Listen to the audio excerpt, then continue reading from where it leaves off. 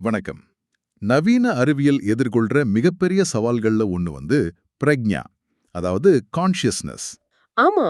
நம்ம மூளையில நடக்கிற சில ரசாயன, மின்சார மாற்றங்கள்ல இருந்து இந்த நான் அப்படிங்கிற உணர்வு எப்படி உருவாகுதுங்கிறது இன்னைக்கும் அது ஒரு பெரிய மர்மம்தான். ஆனா நாம இன்னைக்கு ஒரு 2200 வருஷம் பின்னோக்கி போக போறோம். ஹம், அங்க பொருளையும் மனசையும் தனித்தனியா பார்க்காம ரெண்டையும் சேர்த்து ஒரு முழுமையான பிரபஞ்ச கோட்பாட்டை உருவாக்குன ஒரு இந்திய தத்துவஞானிய சந்திக்க போறோம். இதுதான் இந்த விஷயத்துல ரொம்ப ஆச்சரியமான ஒரு பாயிண்ட். நாம இன்னைக்கு இயற்பியல ஒரு துறையாவும் மனச உளவியலாவும் பிரிச்சு வச்சுட்டோம். ஆமா, ஆனா இந்த பண்டைய பார்வை பிரபஞ்சத்தை ஒரு முழுமையான பிரிக்க முடியாத சிஸ்டமா பாக்குது. சரிதான். இன்னைக்கு நாம சுபாஷ் கக் எழுதின matter and mind, the Vaisheshika Sutra of Kanada என்ற புத்தகத்தோட உதவியோட ஒரு பழைய பிரபஞ்சத்தையே மறுபடியும் கட்டமைக்க போறோம். கிமு 600ல வாழ்ந்த கனாதரா. ஆமா, அந்த சிந்தனையாளரோட கருவி பெட்டியை திறந்து அதுல இருக்கிற கருவிகளை வச்சு அவர் உலகத்தை எப்படி பார்த்தாருன்னு ஒரு ஆழமான ஆய்வு செய்ய போறோம். நம்ம நோக்கம் பொருள், காலம், வெளி. மற்றும் எல்லாவற்றையும் விட முக்கியமா உணர்வுள்ள பார்வையாளரை மையமா கொண்ட அந்த பிரபஞ்சத்தை புரிஞ்சுக்கிறது தான். சரி, இந்த பிரம்மாண்டமான அமைப்போட அடித்தளத்துல இருந்து ஆரம்பிக்கலாமா? நிச்சயமா. கணாதர் பிரம்மாண்டத்துல இருக்கிற நம்மால அறியக்கூடிய, பேர் சொல்லக்கூடிய எல்லா விஷயங்களையும் வெறும் 6 வகைகளுக்குள்ள கொண்டு வர்றாரு. ஆமா. இந்த 6 வகைகள பதார்த்தங்கள்னு சொல்றாரு. இத நாம சுலபமா புரிஞ்சுக்க 2 பெரிய பிரிவுகளா பார்க்கலாம். ஓகே, முதல் 3 நம்மள சுத்தி இருக்கிற புற உலக உண்மைகள், ஆப்ஜெக்டிவ் ரியாலிட்டி. அது என்னென்ன? 1 திரவியம், அதாவது சப்ஸ்டன்ஸ், பிரபஞ்சத்தோட அடிப்படை பொருட்கள். 2வது குணம், குவாலிட்டி, பொருட்களோட பண்புகள், நிறம், சுவை மாதிரி. கரெக்ட். 3வது கர்மம், அதாவது மோஷன், பொருட்களோட இயக்கம். ஒரு நிமிஷம், இதை எப்படி பார்க்கலாம்? முதல் 3 ஒரு பொருளை பற்றிய புற உலக உண்மைகள். ஒரு கல் இருக்கு, அது திரவியம். சரி. அது சாம்பல் நிறத்துல கடினமா இருக்கு, அது குணம். ஆமா. அதை எரிந்தா அது பறந்து போகுது, அது கர்மம். இது ரொம்ப நேரடியானது. ஆனா அடுத்த 3 வகைகள் தான் சிந்தனைய தூண்டுது. அது பொருளை பற்றியது இல்ல. அது நாம எப்படி சிந்திக்கிறோன்னோது பற்றியது. மிகச்சரியா சொன்னீங்க. அப்படியா? அடுத்த 3 வகைகளும் நம்மளோட அறிவுசார் பாகுபாடுகள், இன்டெலெக்சுவல் டிஸ்கிரிமினேஷன்ஸ். அதாவது நாம உலகத்தை எப்படி வகைப்படுத்தி புரிஞ்சுக்கிறோங்கிறதுக்கான கருவிகள். சரி. அதுல என்னென்ன வருது? அதுல 4வது சாமான்யம், யூனிவர்சல். 5வது விசேஷம், பர்டிகுலாரிட்டி. 6வது சமவாயம், இன்ஹெரன்ஸ். இதுல சாமானியம்னா என்னன்னு கொஞ்சம் விளக்க முடியுமா? புத்தகத்துல பசுத்தன்மைன்னு ஒரு உதாரணம் இருக்கு, அது கொஞ்சம் தத்துவார்த்தமா இருக்கு. ஒரு எளிமையான உதாரணம் சொல்றேன், யோசிச்சு பாருங்க. நீங்க விதவிதமான நாற்காலிகளை பாக்குறீங்க. மர நாற்காலி, பிளாஸ்டிக் நாற்காலி. ஆமா, ஒவ்வொன்னும் ஒரு விதம்.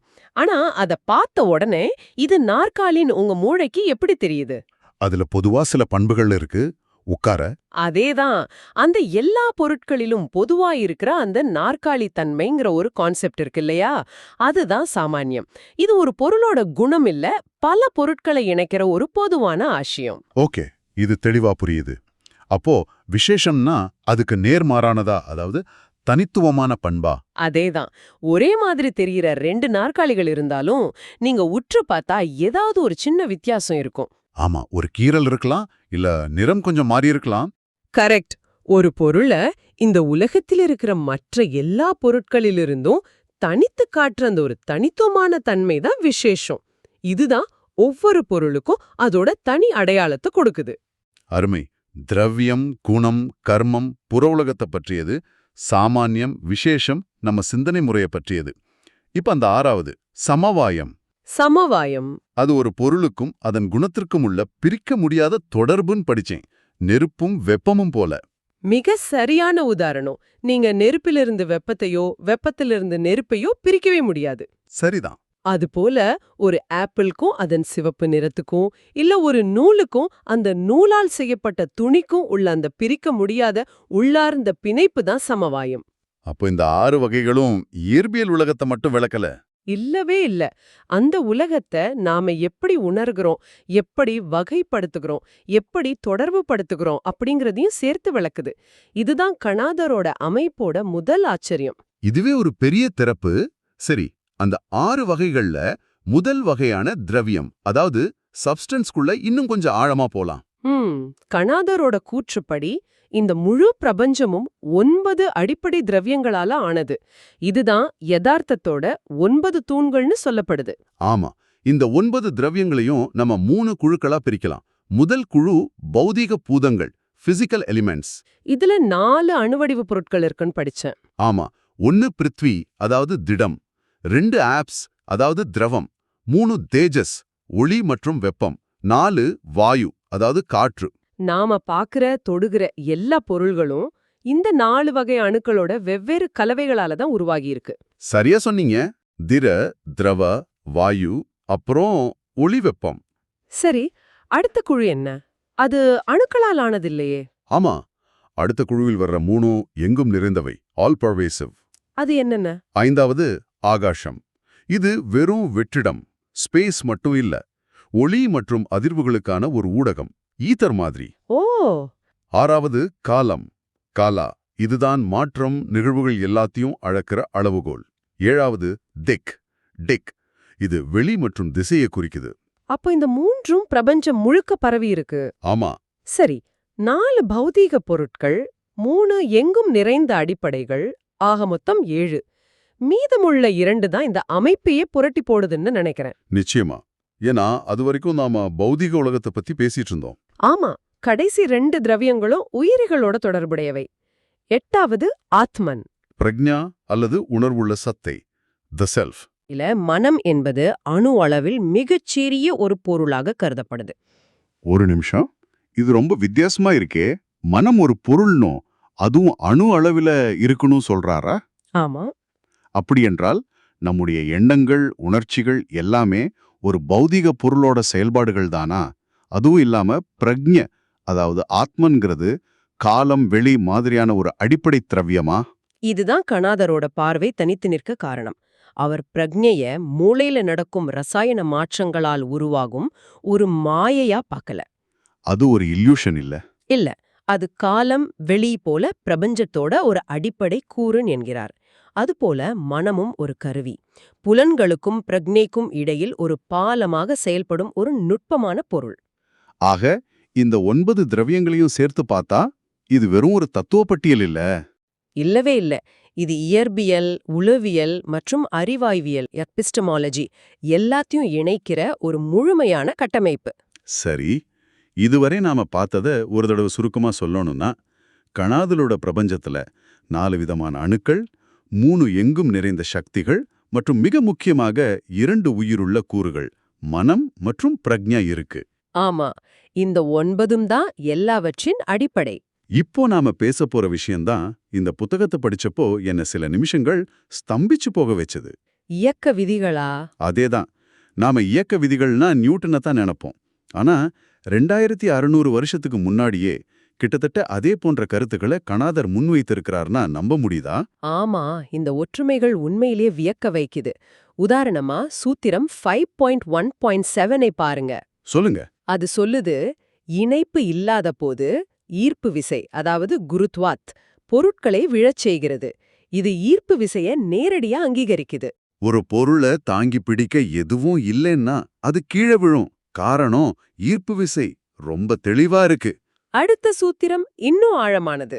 சூத்திரம் 5.1.8 அது என்ன சொல்லுதுன்னா, ஒரு உந்து விசை, நோடானா, இல்லாத போது மேல் நோக்கியோ பக்கவாட்டிலோ அல்லது பொதுவாகவோ இயக்கம் இல்லை. இது நியூட்டனின் முதல் விதியான நிலைம விதியுடன், எனர்ஷியாவுடன் எவ்வளவு நெருக்கமா பொருந்தது. ஆமா, ஒரு பொருளை தள்ளவோ இழுக்கவோ ஒரு விசை இல்லைன்னா அது நகரவே நகராது. அது ஓய்வு நிலையிலேயே இருக்கும். இது கிட்டத்தட்ட நியூட்டனின் முதல் விதிதானே. அது மட்டும் இல்ல, நியூட்டனின் 3வது விதியோட சாயலையும் நாம பார்க்கலாம். சூத்திரம் 1.1.14 சொல்லுது, செயல், அதாவது காரியா, எதிர்வினையால் கர்மான் எதிர்க்கப்படுகிறது. ஆமா, இது ஒவ்வொரு வினைக்கும் சமமான மற்றும் எதிர்வினை உண்டுன்ற நியூட்டனின் 3வது விதியின் பண்டைய வடிவமாகவே ஒலிக்கிறது. இது ஆச்சரியமா இருக்கு. ஆனா நியூட்டனின் விதிகளுக்கு பின்னாடி ஒரு பெரிய கணித கட்டமைப்பு இருந்தது. கணாதரின் இந்த சூத்திரங்கள் வெறும் தத்துவார்த்தமான உற்றுநோக்கல்களா அல்லது அவற்றுக்கு வேறு ஏதேனும் நடைமுறை பயன்பாடு இருந்ததா? இது ஒரு முக்கியமான கேள்வி.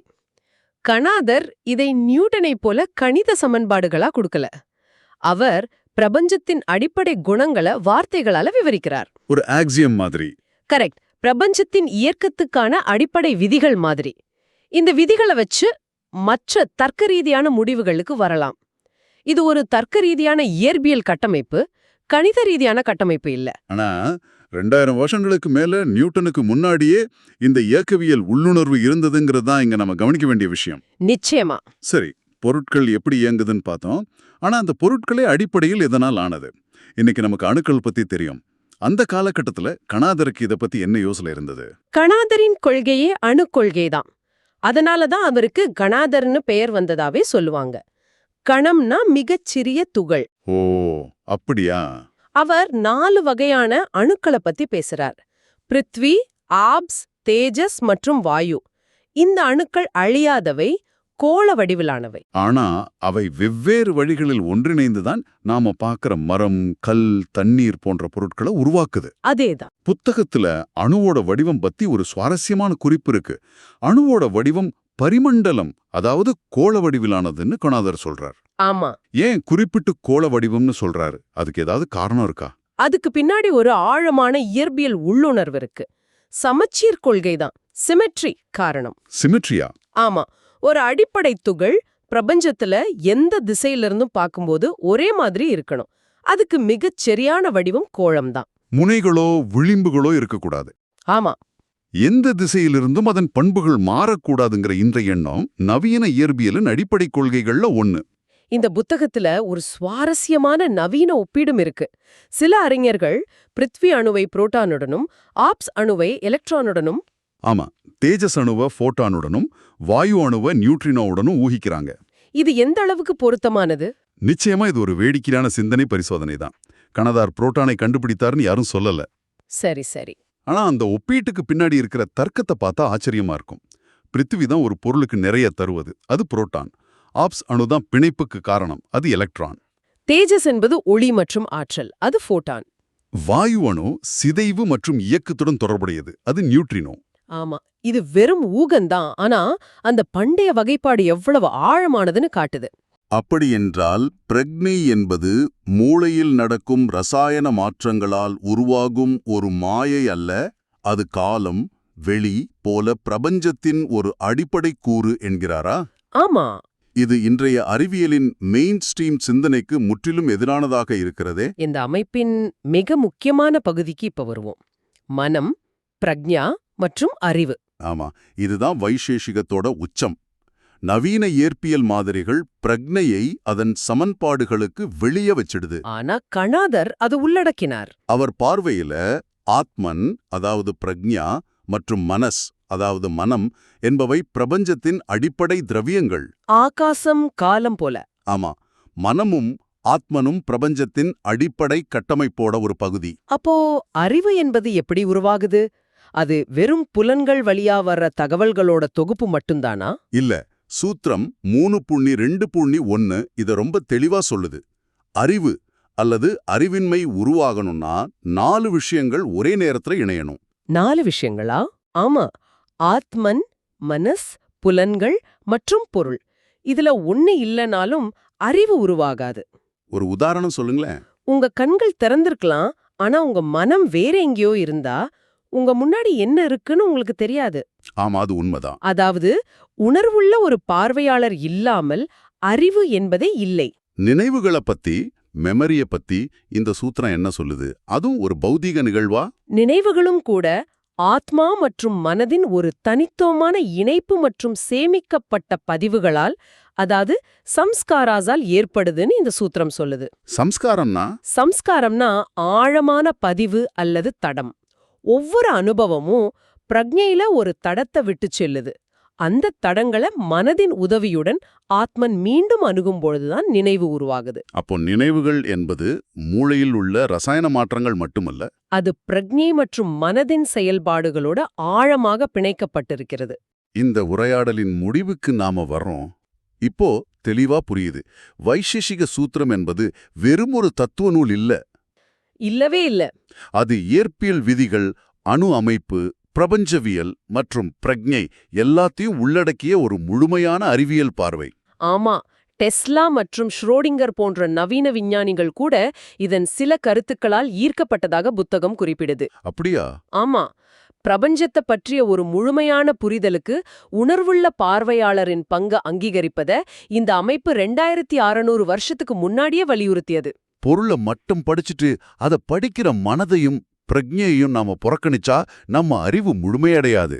அதுதான் இதன் சாராம்சம். சரி, இந்த ஆழமான ஆய்விலிருந்து உங்களுக்காக ஒரு இறுதிச் சிந்தனை.